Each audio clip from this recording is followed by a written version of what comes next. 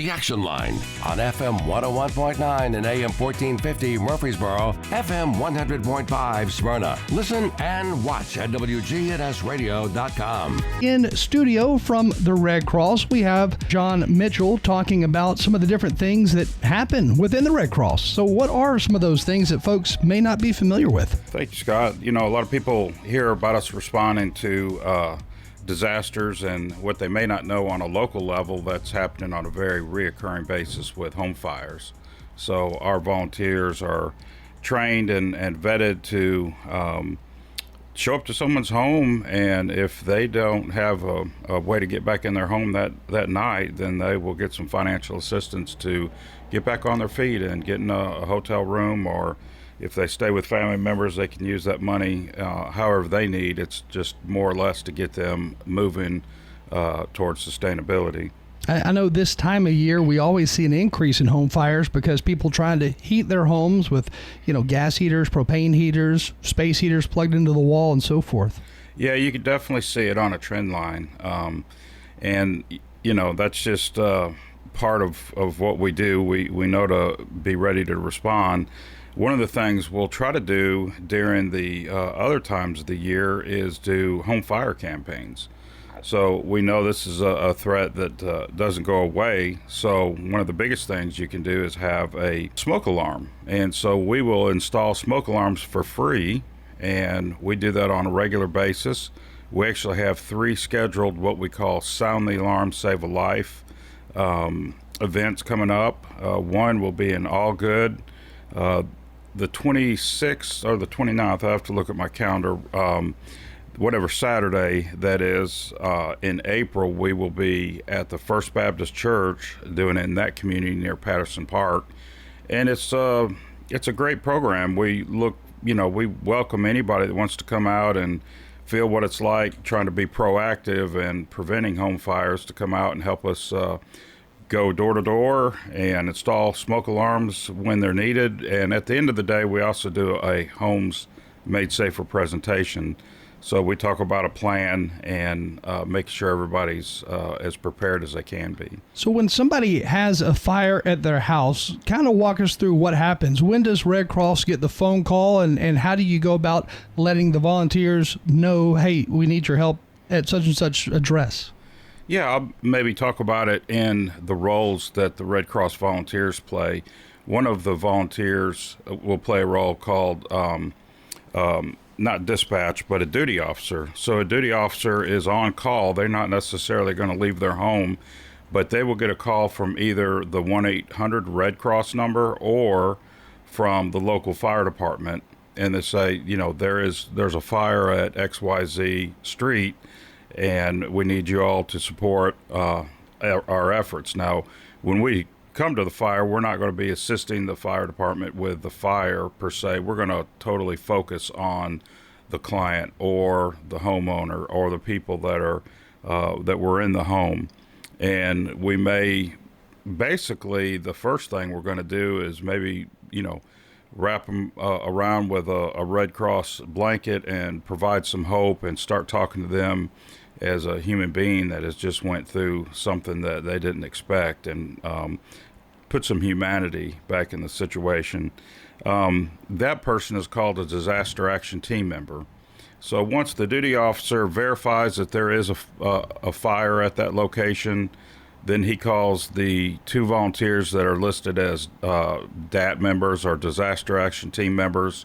They go in tandem and assigns them to that call. Keep in mind, that could be 8 o'clock at night. It could be 2 a.m. at night. So I like to let people know, the real, the volunteers that we have are special. And when they commit to doing this and they say, yeah, I'll be on call, then they don't necessarily have to take the call, but they're set up to a schedule saying, I most likely can take that call. If they can, they respond, they show up to the home, and as they start talking to the people that are at that home and they identify that their home is major destroyed or uninhabitable, that's when they work through a process of financial assistance and can give them, put money into their bank account or a debit card right that night so they can walk away and have some dignity the rest of the night. And out of all the fires that you see each month, let's say you have 10 fires and you respond to all 10, how many of those 10 usually result in the resident or residents getting a place to stay, such as a hotel, thanks to the Red Cross?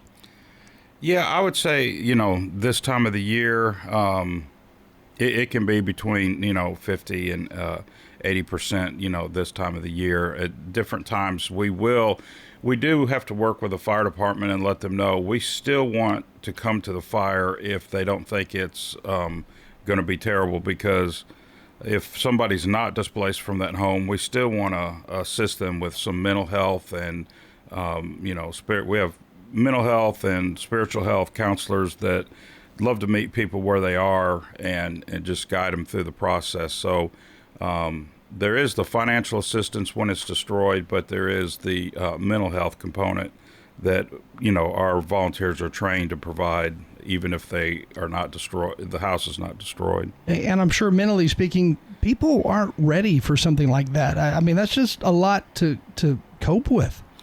Yeah, I can draw from a personal experience. It was maybe 3 years ago, my sister had a house fire on New Year's Eve. And I can remember showing up to support her and nobody can anticipate that. You don't know the timing. You don't know.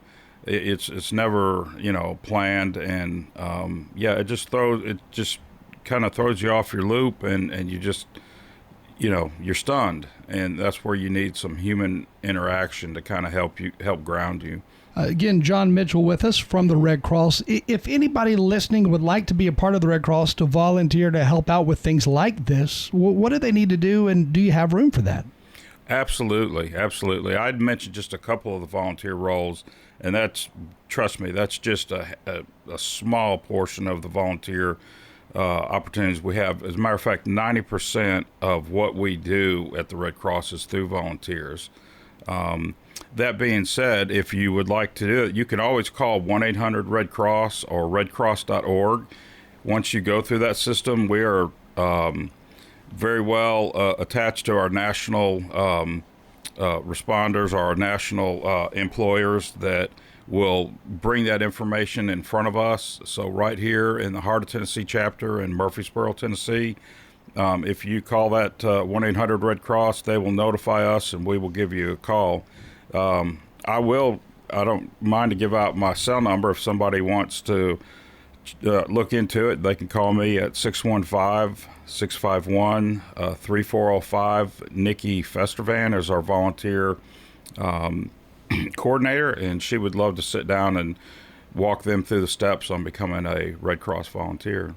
Another program that the Red Cross does is involving the military, and it involves, if, let's say, for example, a loved one like a father, a mother, or something has to be hospitalized, and the outcome, it looks like it's not going to be a good outcome.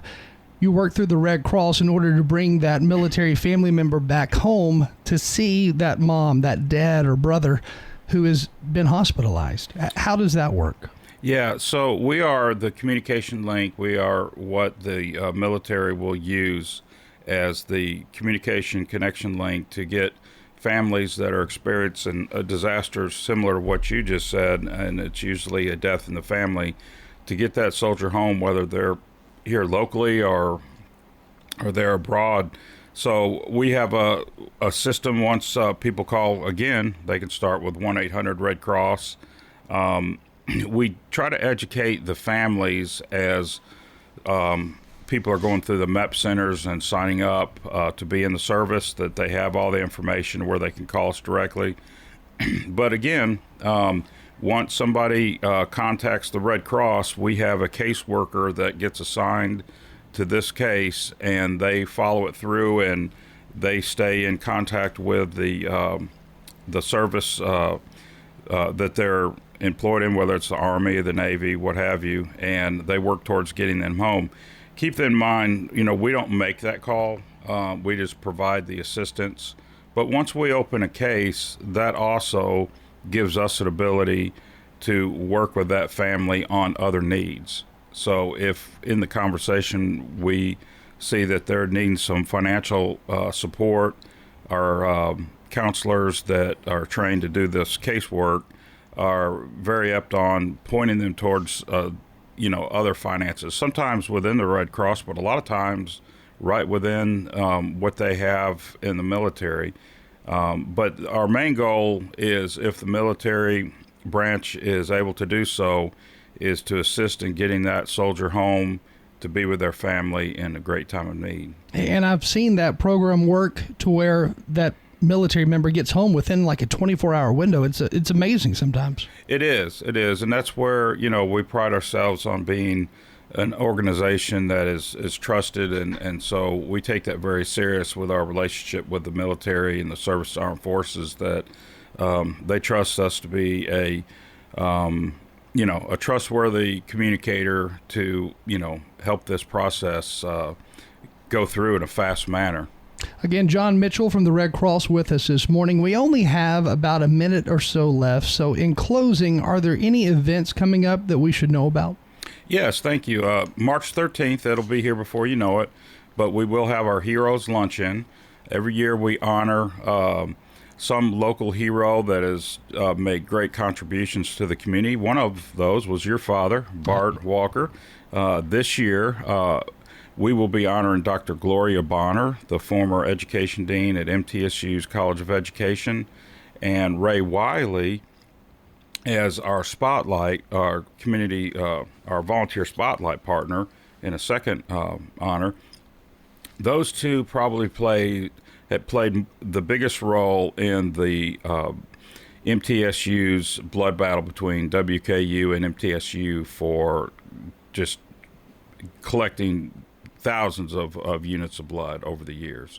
Definitely. Again, John Mitchell with us this morning from the local chapter of the Red Cross. John, thank you for joining us. Thank you. You have a great day, Scott. You too. When is the right time to move to Adams Place? I have enjoyed Adams Place much better than living in my house after my wife passed away. What you're doing is you're getting people that you can interact with and have fun. Consider coming to Adams Place. Hi, this is Terry Deal at Adams Place. Call me for more information about Adams Place. Phone 615-904-9111. Adams Place, across from Walmart. Get old. Old National Bank, that is. Old National Bank has the experience and service you need to buy a home, make investments, even online and mobile banking. Old National Bank is in the borough on Dr. Martin Luther King Jr. Boulevard. Old National Bank at 2230 Dr. MLK Jr. Boulevard, which used to be Mercury Boulevard. Visit us and enjoy warm, homemade cookies at Old National Bank. Old National Bank, equal housing lender, member FDIC.